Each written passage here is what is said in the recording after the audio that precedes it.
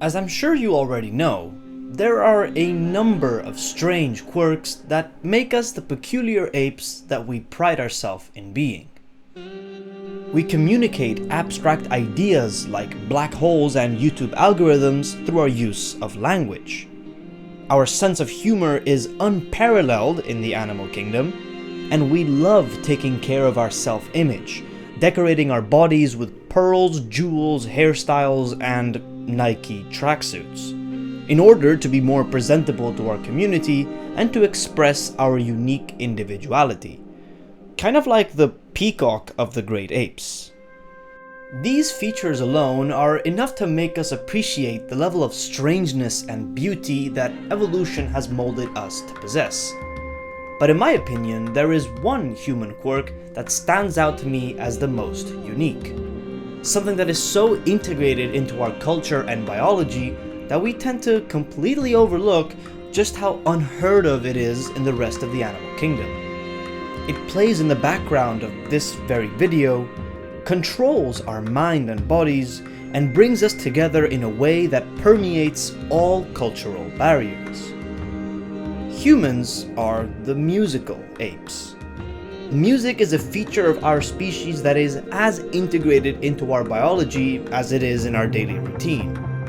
It's a part of who we are, our individual, cultural, and global identities.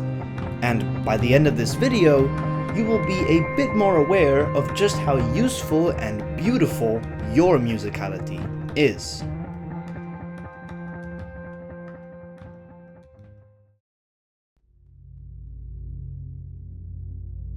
Currently, there are nearly 4,000 distinct human cultures, each with their own characteristic clothing, languages, and traditions. We are an incredibly diverse bunch, but despite this variety, one feature that unites all cultures is music, and our love for it. There is not a single group of people that does not create or listen to music. Some definitely do it more than others, but everyone enjoys it to some extent. And this is because our musical ability is rooted deep into our prehistory. How deep? Well, anthropologists are still trying to figure this out. But considering that sound doesn't tend to fossilize very well, and neither do many of the instruments we've used historically, determining when our ancestors started chanting and prancing around fires is not exactly an easy task. The earliest instruments we have discovered are 60,000-year-old flutes from Slovenia. These were probably not made by Homo sapiens, rather our thick-browed cousins, and sometimes lovers, the Neanderthals. So both humans and Neanderthals were producing music 60,000 years ago, which means that there is a good chance that the common ancestor between us also enjoyed chanting and/or drumming to some extent. This already brings the origin of music to the Middle Paleolithic 500,000 years ago. But some experts in the field of evolutionary musicology can say that music goes back even further than 500,000 years ago, and the evidence for this lies in your very body. When I say that humans are the musical apes, it's not just because we enjoy rhythmic vibrations that hit our eardrums. Many animals, from cows to cockatoos, belugas, and foxes, appreciate our performances.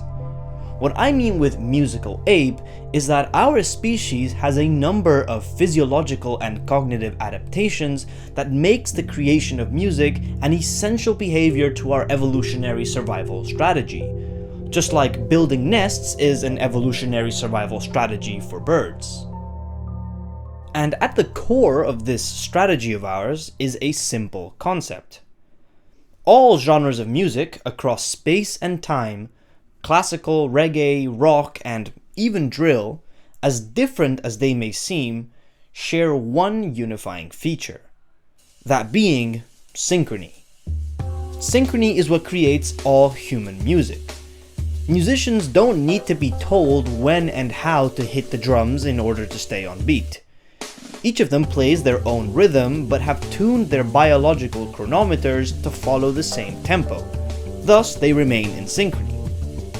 All humans have the innate ability to synchronize with a musical beat, The audience enjoying the performance also has this biological chronometer and may even subconsciously tap their feet or bob their head at the beat of the music. Our tendency to identify and synchronize with musical rhythms is not a learned skill. Of course, there are always people who struggle to stay on beat, but they are the exception. We don't have to be taught how to correctly stomp and clap to "We Will Rock You." We just tune into our chronometers and automatically sync up with everyone around us. And we are able to do this because it is literally written in our genes to want to follow predictable rhythms. We are born with this ability. A study published in 2009 aimed to determine whether the brains of newborn babies would detect discrepancies in a simple drum rhythm. These poor little guys and girls were strapped to EEGs that could measure their brain activity, and were made to listen to two versions of a drum pattern. One version had a regular isochronous timing, maintaining equal intervals between each bass, snare, and hi-hat, while the other version was of the same drum pattern but with random timings, making it impossible to predict and synchronize with the rhythm. When a beat randomly skipped or was out of place, the baby's little brains went absolutely bonkers because they couldn't figure out how to predict the pattern. The fact that even when fresh out of the womb we can synchronize with a beat goes to show just how integrated musicality is in our genome. It's a uniquely human trait. Well, almost uniquely human. You're definitely never going to see a group of dogs all stomping their feet at the same time, though if you do, please film it. In fact, most mammals don't have our synchronizing ability except for this one sea lion, apparently. But there is one group of reptiles who, for some reason, can understand our rhythm: the parrots. And you can imagine that this has evolutionary biologists losing their mind, because it makes close to no sense that animals as distantly related to us as the dinosaurs could respond to our music in this way and dance to the beat better than a lot of humans would. But I digress. I could talk about dancing birds for far too long, and this video is about how cool our musical ability is after all. Something that does distinguish human musicality from that of Snowball the cockatoo is how it messes with our minds. We've all heard someone play the violin in a way that sends shivers down your back and makes your hairs stand on end. And you've certainly caught yourself unknowingly walking to the exact beat of the song you were listening to. But why is this? How come listening to what is nothing more than vibrations in the air cause our brains to release endorphins, determine our mood, and make us want to move our bodies? To fully understand the effect that music has on us, we need to figure out why we created it in the first place, what it was originally used for. And to do that, we need to look at the lives of our distant ancestors who were first pioneering this art. Unfortunately, we haven't invented time travel just yet, so we can't go back and ask them. But luckily for us, and more so for musicologists, there are still tiny pockets of people that have continued living the simple life for tens of thousands of years. They are the closest thing we have to time travel, preserving the ancestral and natural human condition far more than the civilized world has. So by observing how and why these people create music, can we get a better idea of the roles that this behavior played in the survival of our ancestors? And after literal centuries of expeditions and observations, have we come to the conclusion that, my God, do they love music as much as the rest of us? Probably even more. Take the young men of the Tsimane tribe in the Bolivian Amazon. They sing to express love or attraction to a female in the group, not too different to the behavior of the exotic birds of paradise that sing and dance in the canopy above them.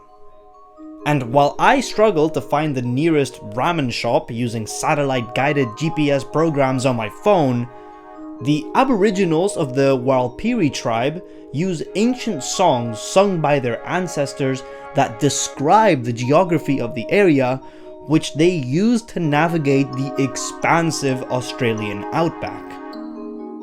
Of course, these are just a couple of examples of the essential roles that music plays in the lives of traditional peoples. But every single group on every single corner of the globe has their own music with its own purpose. And only when seeing just how important music is for these communities can you appreciate the fact that it is truly a feature of humanity that is as essential to our species as clothing and ritual. When we combine our assessment of tribal communities with scientific studies on the effects that music has on us, common people, can we begin to uncover why our branch of the family tree developed this unique behavior? And so far, what we've discovered is that in classic human fashion, music is just another one of the countless tools that we depend on for our survival. Of course, by nature, it's not the same sort of tool as an Acheulean hand axe or a dishwasher, but rather a cognitive and, most importantly, social tool. And you've used music in this way your entire life without ever realizing it. By cognitive tool, I mean that your brain uses music to help itself out with tasks. For example, how we use it as a mental shortcut to remember. I'm sure that you've once surprised yourself when you remembered the lyrics of a song that you hadn't heard of in years. I can probably still sing the entirety of Gangnam Style even 13 years after its release, though you'll have to pardon my Korean. When we synchronize with a song, it becomes far easier to predict when the next word should be spoken, since our brains can identify the rhythmic patterns in the music. And this, combined with the auditory cues of the instruments, is what allows us to remember songs incredibly well. I think the best example of music being used as a shortcut to remember is when we are asked to sing our ABCs. Our brains automatically think of the song that we've been singing since our infancy. But if I had asked you to recall all 26 letters in a random order without using the tool of music, it would take you considerably longer. Instead, what we tend to do is go through the letters following a musical structure, with a determined tempo and rhythm, which is also why we all speed up when saying LMNOP. Which goes to show that we can only recite the alphabet so well because we store it in a musical format. Learning the alphabet or your French conjugations is obviously not the only application of music as a cognitive tool. Singing boosts phonological awareness and helps teach kids how to talk and use language, and setting on the right tunes can regulate our emotions, calm us down, reduce stress, but also excite and motivate us. Much like this Swiss Army knife, music is a multi-tool. While at the individual level it helps us remember things or put us to sleep, its most valuable trait, probably the reason why we started using this tool in the first place, is because music is a social cohesive.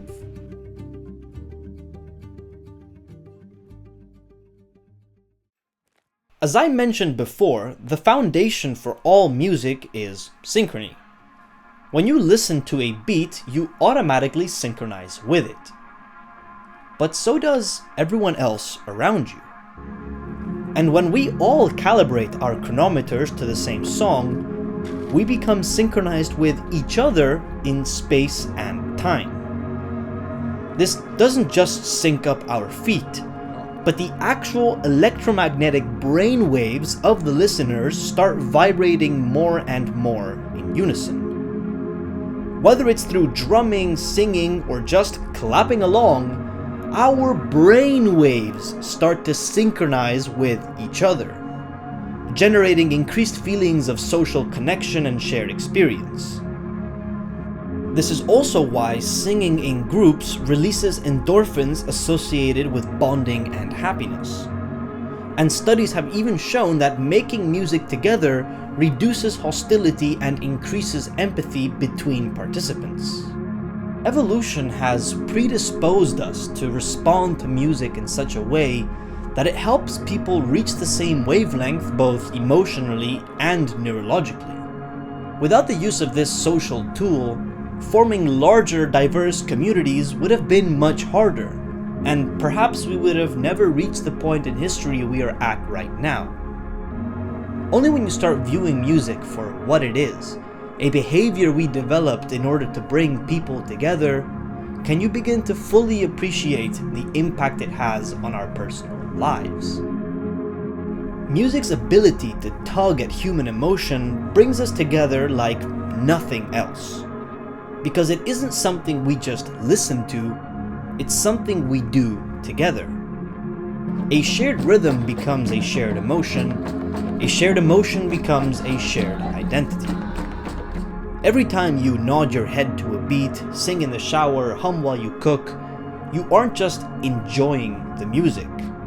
You're expressing an ancient behavior that defines part of what it means to be human. Long before we had MP3 players, books, or even agriculture, we had our rhythm. It would bind our communities together in the struggle for survival in an ancient and forgotten world.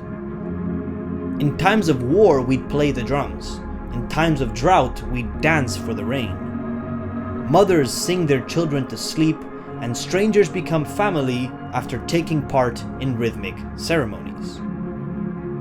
Today, we are lucky enough to live at a time where you can listen to Beethoven, underground hip-hop, and Mongolian throat singing with noise-cancelling headphones with the press of a screen.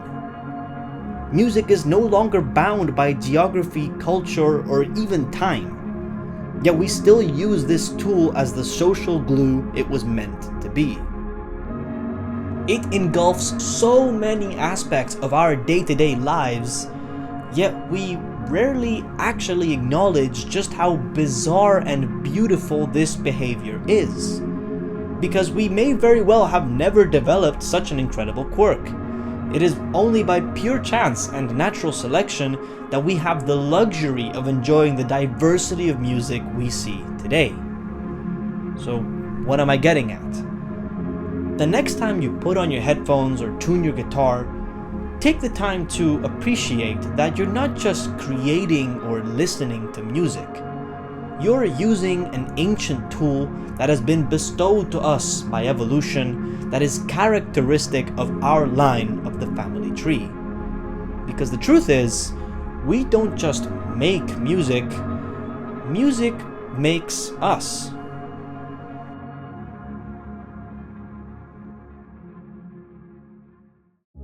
I hope you enjoyed the video and maybe will appreciate music a bit more now that you have some context. Leave a like or subscribe if you think it's appropriate, or send it over to your friends if you think they might like it. Don't forget to touch grass, and I'll see you guys in the next one.